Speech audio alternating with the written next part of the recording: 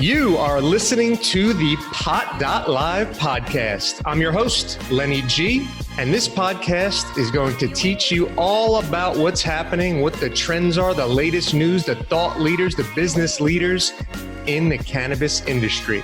As this industry moves forward at a rapid pace, everyone needs to adapt. Everyone needs to change to what's going on. And we're going to bring you those guests. What are they doing to make their business successful?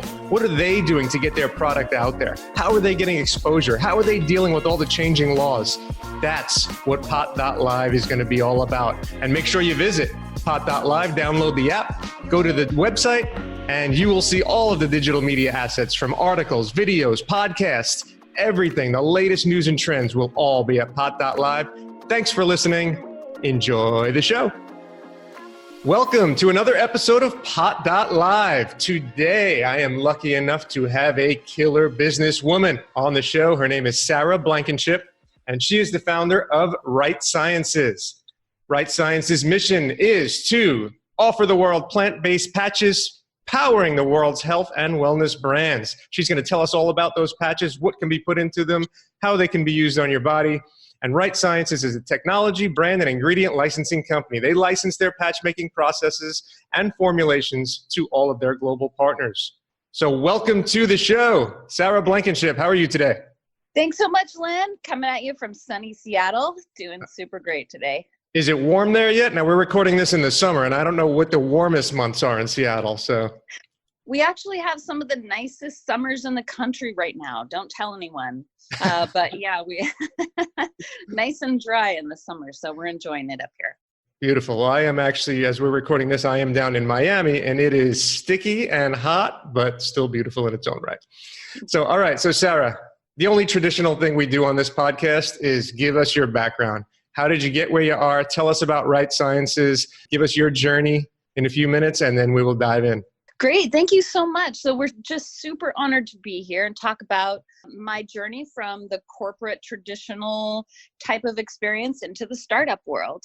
And my journey began in the very traditional companies in Seattle. I worked for Starbucks, and then I worked for Microsoft, and I was at Microsoft for about a dozen years. And what I really like to do in corp is understand how data moves better decision making, right? So I would work with certain populations of people. For example, at Microsoft, I worked with a hacker population.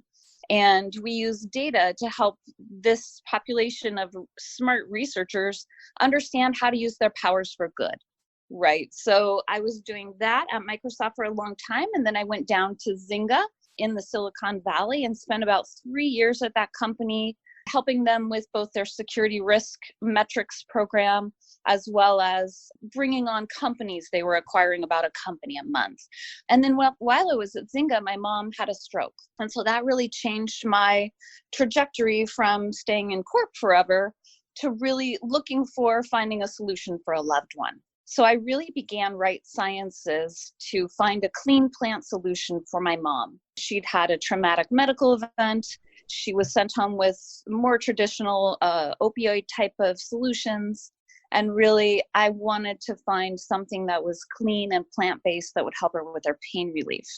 So about a year and a half into a sentence, I couldn't find a plant-based product clean enough to put on her body.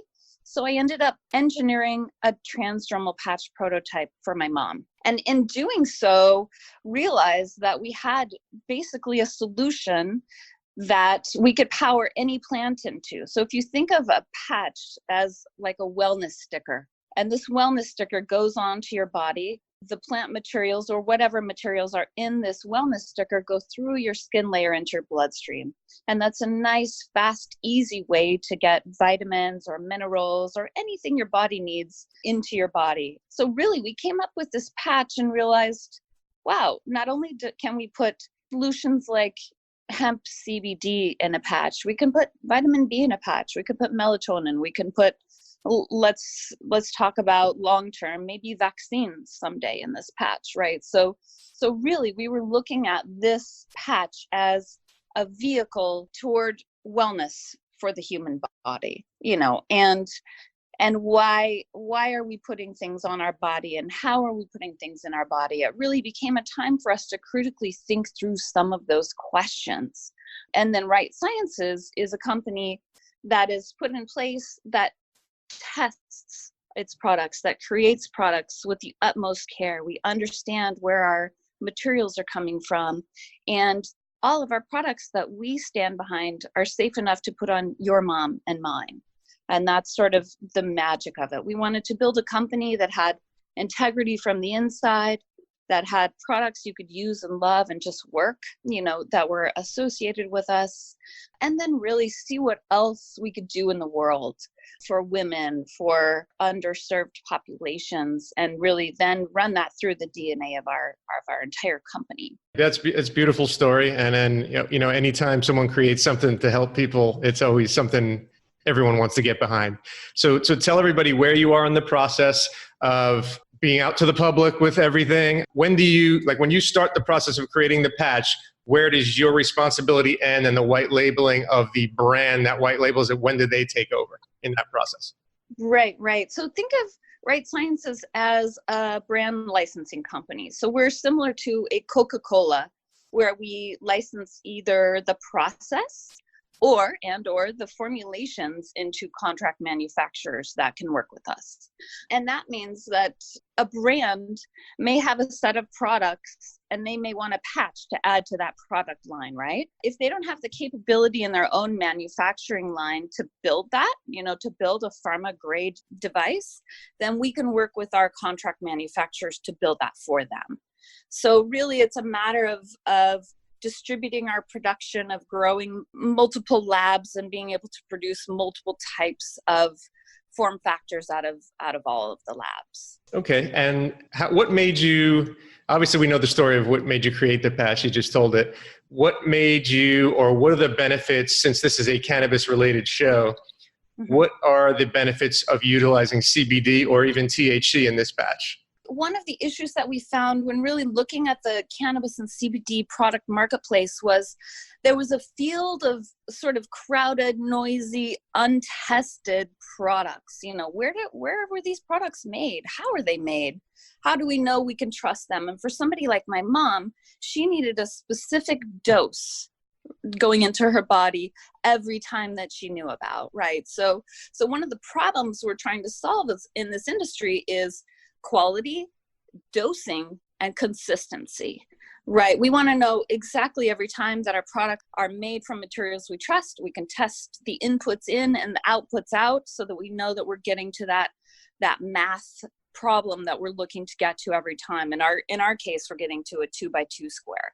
But we feel like every product manufacturer really needs to understand and truly test and then be transparent about that testing with their consumers. So that's one of the benefits we feel like a transdermal patch offers is it's a quality product that's tested in and out, has a consistent dose, and kind of like going into a Starbucks in Seattle or in Shanghai, what you're getting is the same every single time, right? So that's one of the issues that we still see in this marketplace that we feel like producing quality, tested and trusted products can help solve.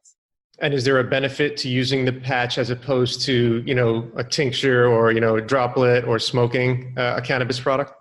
Yes. And as our friends in Asia for several thousand years now have been helping us understand, patches and poultices on the body are very beneficial to us. So in our case, we use a chemistry that transfers the plant material in our patch through your skin layer into your bloodstream. So that means it's not going through the kidneys or the liver or your digestive tract.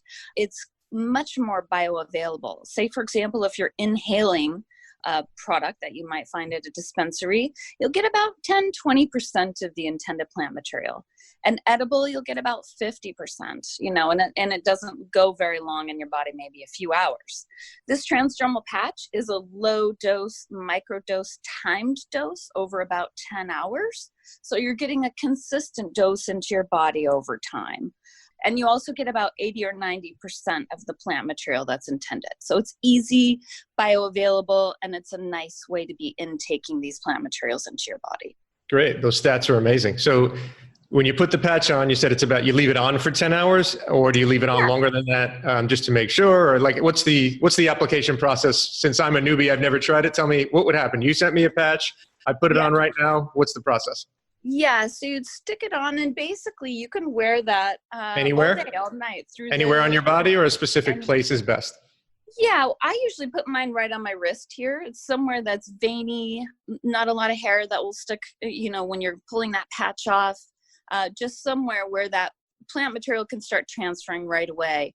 One of our lab managers loves to put them on the top of his feet, for example, or we have people with, say, slip disc who want to put them right on that area on their back, so you can put it anywhere on your body, and it's systemic. The relief will go wherever your body needs it. Another example is I had a colleague from Microsoft who started wearing the patches for knee surgery that he had. He called me about a month after he started wearing them, and he wore them consistently. And he said, not only did these get me through my knee surgery, they got me through my breakup. They helped with his anxiety. So some of the plant materials that are going into your body, like a CBD, they may be good for a lot of things that you might not even know you need them for. So we're just an advocate for layering these plants into your bodies as many ways as you can. Great. And I want to bounce back to something you said earlier about there's so many CBD brands out there, and you don't know what's real. You don't know, what are you really getting when you're putting it into your body? And that was one of our platforms, as you know, is MJ.com. And when we first did a soft launch of that, we were inundated with products and vendors that wanted to be on the site. Over 21,000 came to us in less than a month. Yeah. Half of these brands, we didn't know what they were, or what, what I mean? It was just too cumbersome a user experience. So instead, I think you gave me the saying, top of the pyramid brands. Yep. We condensed our marketplace completely for phase 2 of MJ.com. And we're just going with the products that we know are tested, like you said. So now let's jump again. So are you protected from someone knocking you off on this product? Like, in other words, creating a replica. Yeah, making a transdermal patch or making any product in this space is not going to be rocket science, right? So anything can be reverse engineered. Of course, we're several years ahead in terms of research and development and finding the right chemistry that really works for our consumer base. So yeah, certainly these can be knocked off. In our case, there's a pretty high barrier to entry because it's probably easier to knock off something like a lotion than it would be to make a transdermal patch. It's just a little bit more complex process. But again, certainly we're taking care to bring in the right partners to really also vet suppliers that can test, suppliers that can supply, suppliers that can do what they say in the time that we need them to do it. And often those folks, like you said, they have to be vetted over time. We've kissed a lot of frogs in the supplier area, and we've come out with some excellent partners, and we're real excited about what we can do with them. So before we forget later in the episode, just tell everybody where they can learn more about the company. What's the website address? Is there an email if they want to contact you? How can people get in touch with your company? Yeah, we're online. Of course, we're at RightSciences.com. And then we have our CBD hemp patches at sivapatch.com, and that's SIVAPATCH. We're also pretty active on Instagram. We love to have folks follow us there, and we're quite active about the events that we're helping with and sort of the types of products that we're trying to bring along with us as well. Great. So we'll put all that in the show notes. So now I want to jump into some more general questions. As a woman, right, in this industry, do you find that it's similar to your corporate career, or is it okay in this new industry for you? Do you find that you have the same opportunities as men? Do you have more opportunities as men? As a business owner that's female, I like to give everyone a perspective, give the listeners a perspective of what your experience has been so far with this new product. Right. So, Len, quick question. Are you familiar with VC funding statistics as they relate to gender? Do you know how much money goes to men and women? I don't know the exact stats, but I'm sure you're going to hit me with them right now. Yeah, it's not going to be fun, but basically 97% of the VC dollars go to men, right? So that means 3% go to women, and then very tiny fractions of percent go to women of color and Latinx women, right? So just from that perspective, I came out of almost 20 years in corp with an amazing network, with a huge track record of success, with running global brands and budgets, and thinking I was pretty hot shit, right? And thinking that would translate exactly into my startup experience. Well, it didn't, right? And we ended up pitching about 250 times our first year with 247 no's and 3 pirates.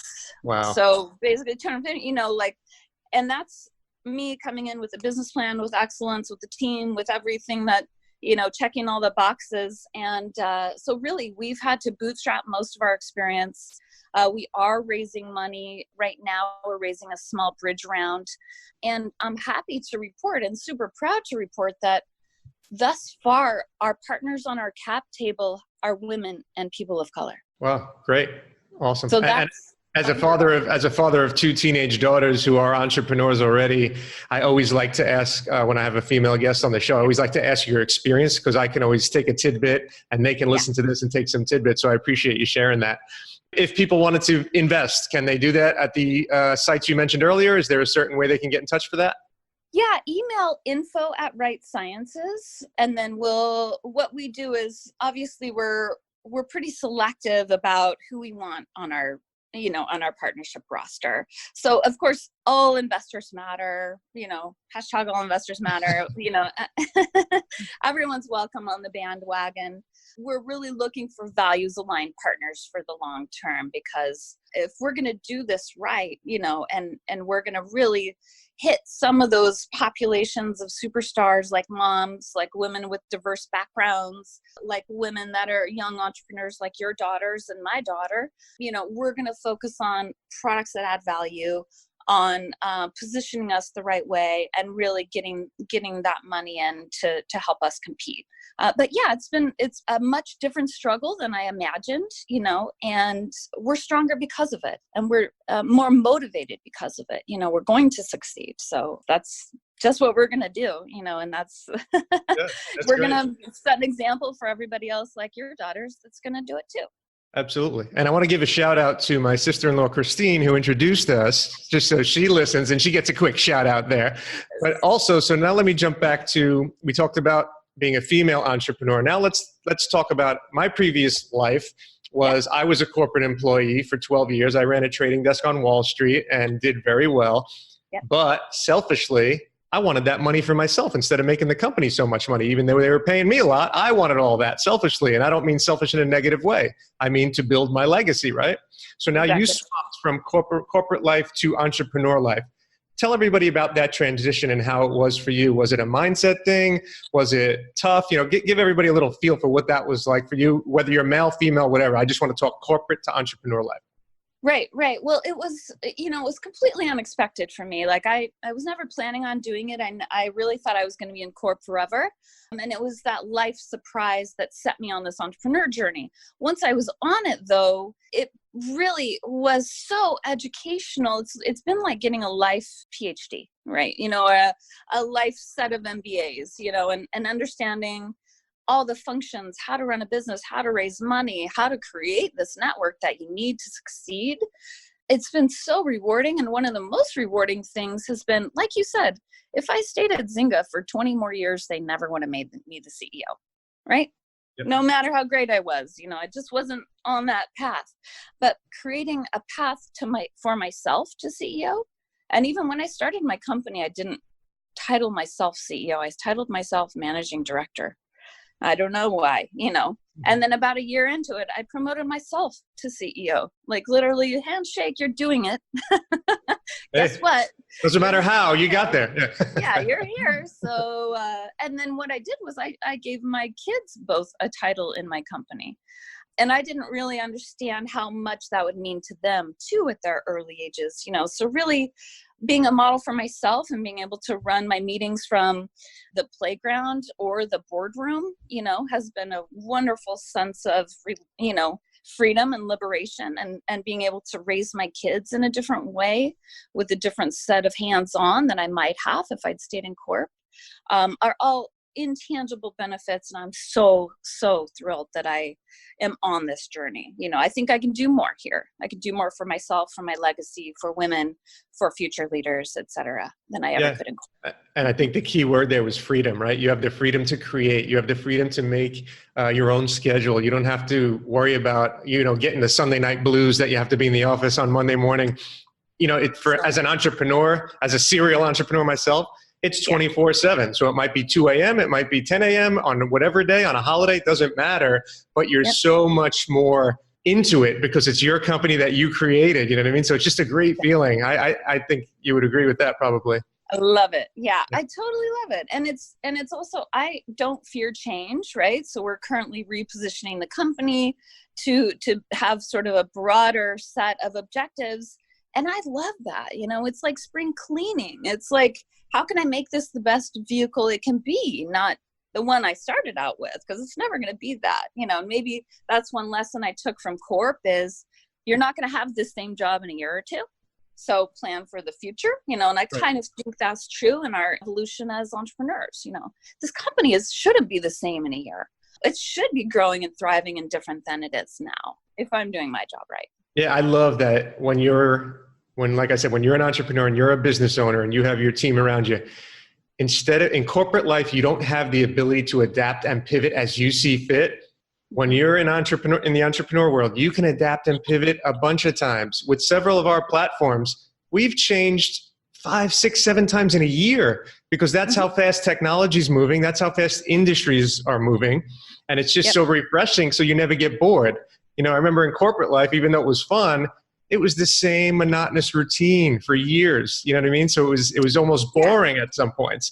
But somebody else's routine, right? Right, so, exactly. Structure, too much structure is not a good thing. You have to have some structure, obviously. But so, how do you value time now? Yeah, you said you have 2 children, correct? Yeah. So how do you value? That I don't believe in balance. I think that's a weird thing. It doesn't mean that you have to believe that. I just go as it comes. Every day is a new adventure.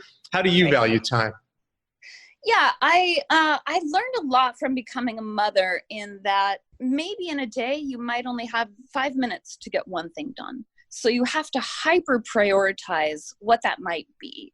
So I think I've become better over time at doing that for the company. Like if we need to increase sales or close investors, what's the one thing I can do today to get me on that, journey to checking that box. So just really hyper prioritizing the highest order bits and then working from there. Like you said, I love it. So I love being in it all the time. And I just scheduled a bunch of phone calls for our family reunion week.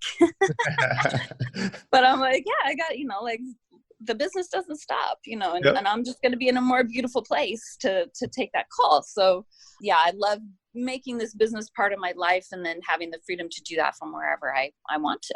Sure. Now, how old are your children? They're 7 and 9.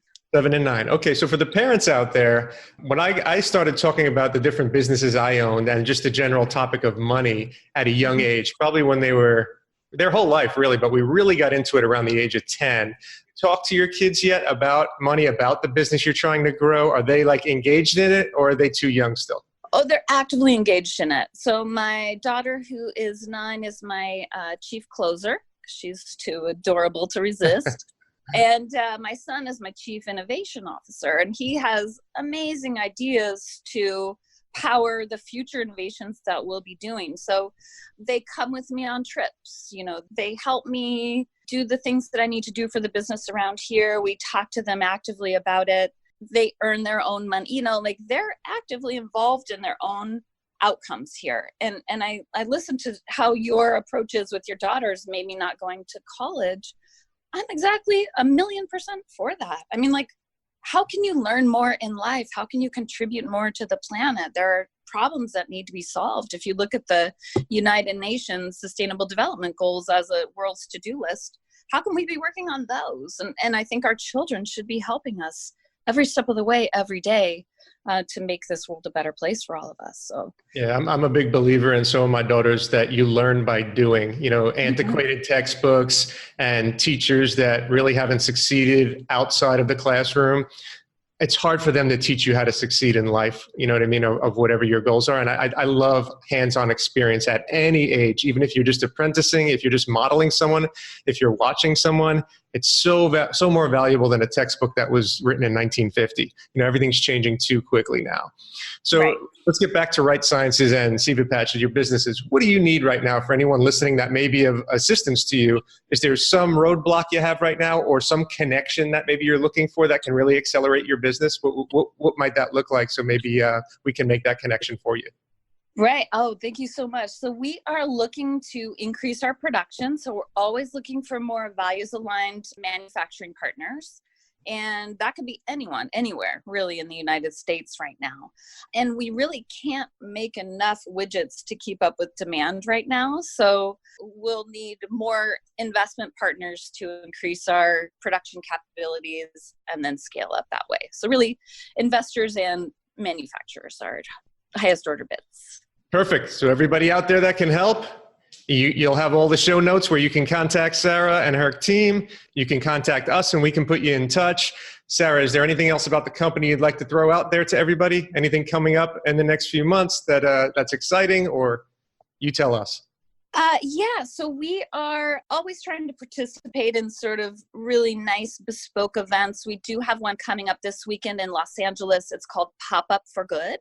And we can put that in the show notes too. And really that's bringing together a collection of female forward brands and then giving money back to a couple of female forward charities. So we're giving back in this instance to Code to Inspire and Girl Rising, which are both phenomenal organizations, and bringing together a lot of folks. That's in LA, Saturday, July 27th at 4 p.m. And then now, if this isn't released in time for that, do they have subsequent events similar? Yeah, check out our website and our Instagram, and we're around New York, LA, Seattle, always out on the town doing fun stuff. Right. And I know we just promoted it for you on our Hits Blunt page on Instagram. I know that. So if anybody needs promotion, I'll throw a plug right in there. Hits Blunt, at Hits Blunt on Instagram. All right. So Sarah, tell us any parting thoughts, words of wisdom, something that maybe made you become successful, someone, a mentor, or someone told you back in the day, or maybe it was yesterday, maybe it was today, to help the listeners out there. Well, one of my biggest pieces of advice to entrepreneurs is there's never going to be a right time to start the thing, right? But the important thing is just start the thing, right? Just jump out there, learn as you go. Don't wait for the perfect moment or perfect time. Start the thing and see what you can learn. Promise you're going to learn more than what you thought you were. So just start it. Excellent. Excellent. Sarah Blankinship of RightSciences and CVPatch, thanks so much for being a guest. And we will see you next time on the pot.live podcast. Thanks so much, Len. Appreciate being here. You got